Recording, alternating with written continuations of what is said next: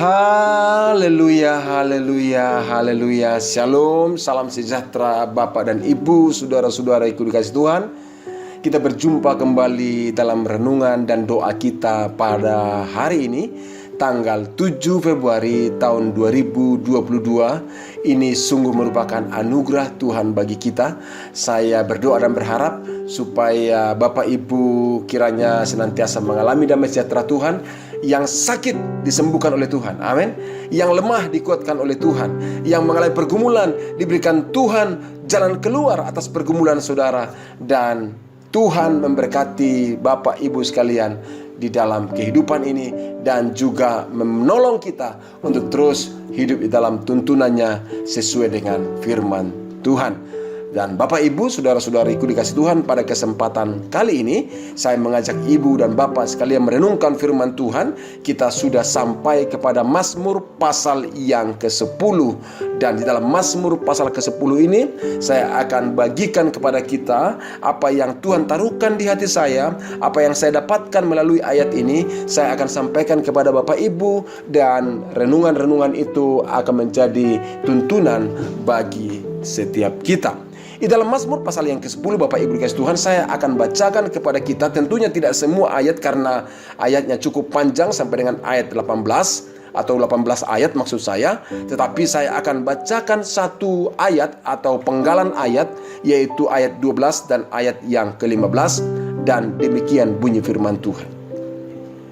Ayat yang ke-12 bagian A. Bangkitlah Tuhan ya Allah, ulurkanlah tanganmu, jangan lupakan orang-orang yang tertindas. Wow, ini perkataan pemazmur. Ayat yang ke-15 dikatakan, patahkanlah lengan orang fasik. Saya ulang lagi, patahkanlah lengan orang fasik dan orang jahat. Tuntutlah kefasikannya sampai engkau tidak menemuinya lagi. Saudara, waktu saya membaca ayat ini, saya seolah merasakan ada hal yang bergelora di hati pemazmur ini. Kalau saya katakan hati yang geram atau hati yang greget, itu kata-kata saya ya. Karena dia berkata, bangkitlah Tuhan ya Allah, ulurkanlah tanganmu, janganlah lupakan orang-orang yang tertindas, patahkanlah lengan orang fasik dan orang jahat. Wow, dia begitu, ya saya katakan geram sekali. Ya, itu analisa saya. Tapi mungkin juga bahwa pemazmur sedang berdoa dengan santai, dengan tenang, dan berkata kepada Tuhan, Tuhan, bangkitlah Tuhan. Ya Allah, ulurkanlah tanganmu. Mungkin saja. Tapi saya bawa tadi di dalam suasana yang saya rasakan, saya katakan melalui ayat itu. Tapi Bapak Ibu dikasih Tuhan, supaya jangan terlalu jauh kita menduga tentang hal itu, saya mau katakan kepada kita begini. Mengapa ya pemazmur sampai mengatakan begitu? Karena dia mengatakan, bangkitlah ya Tuhan, ulurkan tanganmu, patahkan lengan orang fasik dan orang jahat. Mengapa sampai dia berkata begitu? Ternyata Ibu Bapak dikasih Tuhan, ada latar belakangnya. Kalau kita membaca ayat yang ke-pertama, ayat yang kedua, sampai seterusnya dengan ayat yang ke-11, dijelaskan di sana Bapak Ibu dikasih Tuhan, karena pemazmur merasa bahwa Tuhan itu menjauh dari umatnya saat-saat mereka mengalami kesesakan. Pemazmur merasa bahwa Tuhan itu menjauh, Tuhan itu berdiam diri, padahal mereka mengalami kejahatan, mengalami kesesakan karena ada orang-orang jahat yang berlaku jahat. Bahkan orang berlaku jahat tersebut sepertinya aman-aman saja. Itu latar belakangnya Bapak Ibu dikasih Tuhan. Dan dikatakan dalam ayat yang kedua sampai dengan ayat ke-11, pemazmur juga mengungkapkan tentang orang-orang yang jahat tersebut, orang-orang berlaku jahat tersebut, seolah-olah mereka aman, seolah-olah mereka nyaman, seolah-olah mereka berkemakmuran. Dan dikatakan oleh pemazmur, diuraikan di sana bahwa orang-orang ini adalah orang-orang yang congkak, dan mereka giat memburu orang-orang yang tertindas. Bahkan mereka menista Tuhan dan berkata bahwa Tuhan itu, dikatakan sama mereka, Allah tidak menuntut kok, Allah tidak. Ya, itulah seluruh pikiran mereka, orang-orang yang berfasik-fasik itu, Allah tidak akan menuntut. Mereka katakan mereka berlaku jahat, Allah tidak akan menuntut. Artinya mereka menistakan Tuhan juga, menganggap Tuhan itu berkompromi dengan kejahatan mereka. Mereka angkuh dan sombong, dan mulutnya dikatakan penuh dengan sumpah perserapa, mulutnya penuh dengan tipu dan penindasan. Orang-orang jahat ini, orang-orang durhaka ini, orang-orang yang fasik ini berlaku terus seperti itu. Lidah mereka juga ada penuh dengan kelaliman, kejahatan. Bahkan dikatakan juga bahwa pemazmur mengatakan mereka mau membunuh orang yang tak bersalah. Mengintai orang-orang lemah itu menjadi pekerjaan mereka. Dan waktu terjadi, maka pemazmur atau Daud begitu greget, begitu geram melihat semua keadaan itu. Merasa Tuhan itu jauh, merasa Tuhan itu diam diri, merasa dan melihat orang-orang jahat semakin merajalela, dan dia geram dan dikatakan, Tuhan bangkitlah, Tuhan bangkitlah, ulurkanlah tanganmu, patahkanlah lengan orang fasik dan orang jahat itu. Saudaraku, waktu saya melihat ini, benar saya jujur merasa ikut greget, saudara. Kenapa ya orang jahat semakin bukan semakin dibiarkan begitu ya? Mengapa ya orang jahat kelihatan semakin berkelimpahan dan semakin berhasil? Bahkan mereka berniat-niat jahat, sepertinya Tuhan itu berdiam diri. Mengapa ya? Waduh, saudara, saya tidak mau mereka-reka karena saya tidak melihat jawabannya dituliskan di sini. Mengapa Tuhan berdiam diri sementara ada kejahatan terjadi? Mengapa saya tidak mau menyampaikan analisa dan rekayasa pemikiran saya? Tapi yang jelas Bapak Ibu dikasih Tuhan, waktu pemazmur mengatakan seperti itu, di akhir tulisan atau di akhir ayat-ayat firman Tuhan, pemazmur juga mengatakan begini. Di dalam segala tindakan dan sikap orang-orang yang jahat itu, pemazmur datang kepada Tuhan dan menyatakan keyakinannya begini. Ini luar biasa. Allah melihat kesusahan umatnya. Jadi dia berkata seolah-olah Tuhan itu merasa tidak peduli, tapi akhirnya dia berkata Allah itu melihat kesusahan umatnya. Tuhan itu juga peduli kepada orang-orang yang berserah diri kepadanya, kepada anak yatim, kepada orang-orang yang susah. Tuhan menyediakan pertolongan, dan akhirnya dia menyadari itu, Bapak Ibu dikasih Tuhan. Kesimpulannya Bapak Ibu dikasih Tuhan, waktu saya melihat tentang apa yang dikatakan oleh pemazmur, dia bukan greget kepada Tuhan, dia bukan geram kepada Tuhan, bukan. Tapi itu adalah ungkapan hatinya, ungkapan permohonannya, ungkapan harapannya supaya Tuhan turun tangan. Kenapa Bapak Ibu dikasih Tuhan? Karena pemazmur tidak mau membiarkan atau tidak mau orang-orang jahat, orang-orang durhaka, orang-orang fasik itu semakin merajalela. Maka waktu saya melihat di dalam terjemahan bahasa Indonesia sehari-hari, ternyata pemazmur mengungkapkan ayat yang ke-15 berkata begini, patahkanlah kekuasaan orang jahat dan durhaka, hukumlah mereka karena perbuatannya sampai mereka jera. Artinya sampai mereka bertobat, saudara. Jadi bukan mau membinasakan mereka, bukan mau menghabisi orang-orang jahat itu, bukan. Tapi permohonan Daud ini adalah supaya mereka jera, supaya mereka bertobat. Saudaraku dikasih Tuhan, memang ini benar. Kita juga harus memiliki sikap yang sama. Kita harus peduli. Kita jangan sampai berdiam diri melihat perlakuan orang-orang jahat, perlakuan orang-orang yang durhaka, perlakuan orang-orang fasik. Kita biarkan, jangan. Kenapa saya katakan jangan? Karena dengar baik, orang-orang jahat akan terus berlaku jahat kalau tidak dihentikan.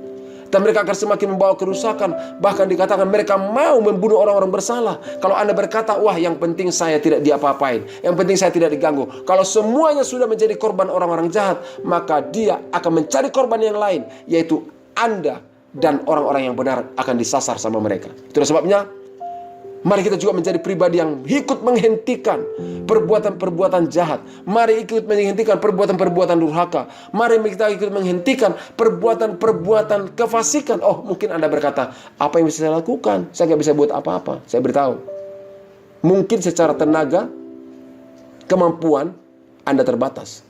Tapi kita semuanya bisa berdoa, memohon campur tangan Tuhan untuk meruntuhkan kefasikan, meruntuhkan kejahatan. Caranya sekali lagi saya katakan, berdoa dan berseru kepada Tuhan. Itulah yang dilakukan oleh pemazmur dalam ayat 12 ini dan ayat 15 ini. Inilah doa dan seruan dia. Bangkitlah Tuhan ya Allah, ulurkanlah tanganmu, patahkanlah lengan orang fasik dan orang-orang jahat. Kita berdoa kepada Tuhan, minta pertolongan Tuhan supaya dia berlaku atau bertindak, mematahkan segala tindakan-tindakan orang-orang jahat. Dan yang kedua Bapak Ibu kasih Tuhan yang bisa kita lakukan adalah minta perlindungan Tuhan untuk mereka yang tertindas. Minta Tuhan menolong mereka yang tertindas, menolong mereka yang sedang diperlakukan jahat oleh orang-orang yang jahat tersebut. Kadang-kadang kita bisa berkata, ya kasihan sekali dia ya. Misalnya begini, dia terjerat utang yang begitu luar biasa, karena terpaksa dia harus berutang. Dan utang-utang itu akhirnya menjerat dia, dan akhirnya menyusahkan dia. Suatu ketika ada orang yang terbelit dengan utang piutang, masalah pinjaman online, saudara. Saudara hari ini juga ada kan. Saya sekali lagi katakan bahwa ya, saya tidak mengatakan mereka pinjaman online itu jahat, tidak itu yang saya maksudkan. Tapi mereka sedang terbelenggu dengan sistem-sistem yang ada lah, saya katakan begitu saja. Tapi artinya mereka tersesat, akhirnya mereka terdesak maksud saya, dalam kesesakan, dan mereka dalam keadaan kesulitan. Saudaraku, terkadang kita berpikir kasihan sekali mereka ya. Iya kasihan, tapi saya beritahu, kita perlu mendoakan mereka juga supaya menghentikan diri mereka, tapi mereka juga supaya mengalami pertolongan Tuhan, mengalami dalam keadaan tertindas. Karena mereka tertindas. Coba lihat, banyak orang yang tertindas karena mereka melakukan pinjaman-pinjaman seperti itu. Akhirnya mereka terbelenggu, terseret, dan semua jadi habis-habisan. Tapi kita doa supaya Tuhan menolong mereka. Namun yang ketiga yang tidak kalah penting, melalui kisah ini Bapak Ibu kasih Tuhan, melalui apa yang disampaikan oleh pemazmur ini, mari kita mengarahkan pengharapan kita kepada Tuhan sebagai penolong dan pribadi yang melindungi hidup kita. Ingat, Dia adalah pribadi penolong dan melindungi kehidupan kita. Pemazmur mengatakan bahwa Allah itu melihat kesusahan umatnya. Allah itu adalah penolong bagi orang-orang yang lemah dan berserah diri kepadanya. Dan Dia senantiasa memberikan pertolongan kepada anak yatim juga, dan membela perkara mereka. Dengar baik Bapak Ibu kasih Tuhan. Mungkin hari ini engkau juga mengalami keadaan yang tidak mudah karena ada orang-orang yang berlaku jahat kepada Anda. Tapi saya beritahu, Tuhan akan menolong, Tuhan akan menopang. Berseru kepada Tuhan, dan Dia akan menyatakan pertolongannya, dan dipatahkan rancangan-rancangan orang jahat atas kehidupan setiap kita. Bapak dan Ibu, pagi hari ini arahkan hatimu kepada Tuhan, dan saya mengajak kita berdoa bersama-sama, kiranya pertolongan Tuhan nyata bagi kehidupan setiap kita. Mari kita berdoa. Bapa, dalam nama Yesus, pagi hari ini kami kembali bersyukur karena kami mengetahui bahwa ada pertolongan Tuhan, ada kasih karunia Tuhan bagi orang-orang yang bersandar dan berharap kepada Tuhan.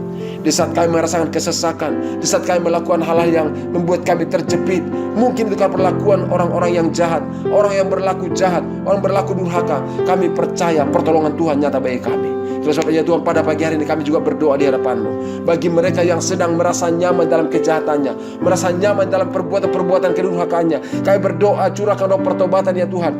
Patahkanlah lengan mereka untuk tidak terus melakukan kejahatannya. Patahkan kekuasaan mereka untuk terus merancangkan rancangan-rancangan jahat mereka. Di dalam nama Yesus Kristus nyatakan roh pertobatan di dalam nama Yesus Kristus, supaya mereka berbalik kepada Tuhan, datang kepada Tuhan, dan menghormati Tuhan, mengasihi Tuhan, hidup dalam kebenaran Tuhan dalam nama Yesus Kristus. Tuhan, kami juga berdoa bagi mereka yang sedang mengalami ketertindasan karena perlakuan orang-orang jahat, orang-orang durhaka. Tuhan, tolong mereka ya Bapa. Dan kami berdoa juga, Tuhan tolong kami supaya kami menjadi pribadi yang menjadi mitra Allah, membawa orang-orang yang durhaka, orang-orang yang jahat, orang-orang yang fasik, membawa mereka datang kepada Tuhan. Pakai kami menjadi alat-Mu ya Tuhan. Dan biarlah kami juga menjadi pribadi yang peduli, baik melalui doa-doa kami, perbuatan kami, sehingga mereka yang berlaku jahat dihentikan oleh Tuhan, karena Tuhan melawat dan menjamah mereka. Terima kasih Bapa. Dan kami juga berdoa, hindarkan kami dari segala perbuatan-perbuatan jahat, perbuatan-perbuatan fasik, perbuatan-perbuatan kedurhakaan. Kiranya hidup kami menjadi hidup yang semakin berkenan kepada-Mu. Dan pada pagi hari ini kami juga berdoa, menyerahkan setiap keluarga, sahabatku yang mendengarkan renungan ini. Mungkin ada datang mereka dalam keadaan sakit, Tuhan jamah dan sembuhkan dalam nama Yesus Kristus. Mungkin ada anggota keluarga mereka, orang tua mereka, mertua mereka dalam keadaan sakit. Kami berdoa dalam nama Yesus pagi hari ini, kuasa kesembuhan dari Tuhan menjamah mereka. Yang sakit disembuhkan, yang sakit flu, yang pilek, batuk, apapun penyakitnya, atau penyakit-penyakit yang lain, hal-hal apapun yang dialaminya, kami berdoa Tuhan jamah, sembuhkan dalam nama Yesus Kristus. Segala sakit penyakit dienyahkan dalam nama Yesus Kristus. Sakit karena faktor alam, sakit karena ada orang-orang berniat jahat atas kehidupan mereka, kami menyatakan kesembuhan dari Tuhan terjadi dalam kehidupan mereka. Terima kasih Bapa. Di dalam nama Yesus Kristus kami berdoa dan kami mengucap syukur, dan kami percaya hari ini, saat ini, kuasa Tuhan dinyatakan. Tuhan bangkit, Tuhan mematahkan segala tangan-tangan orang fasik, tangan-tangan orang jahat dihentikan, dan roh pertobatan terjadi. Terpujilah Engkau ya Bapa. Di dalam nama Yesus Kristus kami berdoa dan mengucap syukur. Haleluya. Amin. Bapak dan Ibu sekalian, itulah renungan dan doa kita pagi hari ini. Jika Bapak Ibu punya permohonan doa yang perlu didukung, kami dukung dalam doa, kirimkanlah melalui nomor WA yang ada di podcast ini. Dan percayalah, kuasa Tuhan tidak berubah dulu, sekarang, sampai selama-lamanya. Segala tindakan-tindakan kejahatan, segala tindakan-tindakan kefasikan, tindakan kedurhakaan akan dipatahkan oleh Tuhan, dan perlindungannya nyata bagi setiap kita umat Tuhan. Terimalah berkat Tuhan di dalam nama Tuhan Yesus Kristus. Haleluya. Amin. Tuhan Yesus memberkati kita.